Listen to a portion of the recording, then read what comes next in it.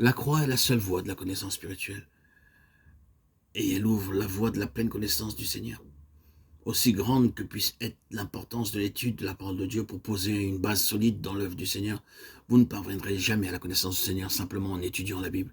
Le Seigneur peut se servir de ce que vous connaissez de la Bible, pour mieux vous enseigner, pour donner un sens à vos expériences, pour vous permettre de comprendre ce que le Seigneur fait, mais vous n'obtiendrez jamais la connaissance spirituelle simplement par l'étude et par l'enseignement de la Bible. Pour cela, vous devez être prêt à laisser agir la croix dans vos vies afin d'être brisé, vidé, finement, moulu, et pour finir jusqu'à n'être plus rien et disparaître. Si le Seigneur n'intervenait avant, si vous êtes préparé pour ce chemin, vous parviendrez à la connaissance du Seigneur. C'est la seule voie. On ne peut y parvenir par des discours, par des messages. Ils ont leur importance, mais vous ne connaissez pas le Seigneur spirituellement par ces moyens-là. La pleine connaissance du Seigneur nous est réservée à nous qui vivons dans cette dispensation, car la dernière sera gouvernée par la croix. Pierre lui-même a quelque chose à nous dire à ce sujet. Les prophètes qui ont prophétisé touchant la grâce qui vous était réservée ont fait de ce salut l'objet de leur investigation, voulant sonder l'époque et les circonstances marquées par l'Esprit de Christ qui était en eux, et qui attestait d'avance les souffrances et la gloire dont elles seraient suivies. Il leur fut révélé que ce n'était pas pour eux-mêmes, mais pour vous, qu'ils étaient les dispensateurs de ces choses que vous ont annoncé ceux qui vous ont prêché, et dans lesquels les anges désirent plonger leur regard. 1 Pierre 1, 10 à 12. Nous voyons dans ce passage que les prophètes et les anges n'ont pas connu certaines choses qui devaient nous être révélées à nous. Les prophètes avaient certes beaucoup de connaissances, ils cherchaient cependant avec beaucoup d'empressement à connaître quelque chose qu'ils n'ont pas pu découvrir. Ils ont certainement pensé, qu'est-ce que tout cela signifie? L'Esprit de Dieu nous demande de dire ces choses, mais que veulent-elles signifier? Ils ont cherché avec beaucoup de soin à connaître ce qui nous était réservé. Pourquoi n'ont-ils pas pu les connaître? Parce que la pleine connaissance a pour fondement la croix, et la croix n'avait pas encore été manifestée. Les anges aussi veulent considérer ces choses.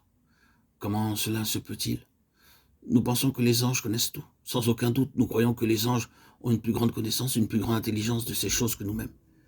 Mais la parole dit qu'ils ne les connaissaient pas, ces choses que les anges désirent voir.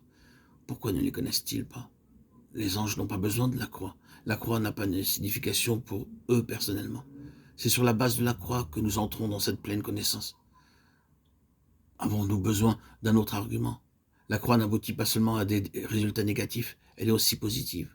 Ainsi donc, le Seigneur, pour nous conduire à sa pleine connaissance et par le moyen de cette connaissance grandissante, à être utile pour lui, doit sans cesse agir par le principe de la croix. Son œuvre n'est pas seulement négative. Le Seigneur travaille sur une base positive. Vous pouvez penser que le Seigneur nous dit sans cesse non, qu'il est toujours contre nous, que la croix est suppressive, mais non.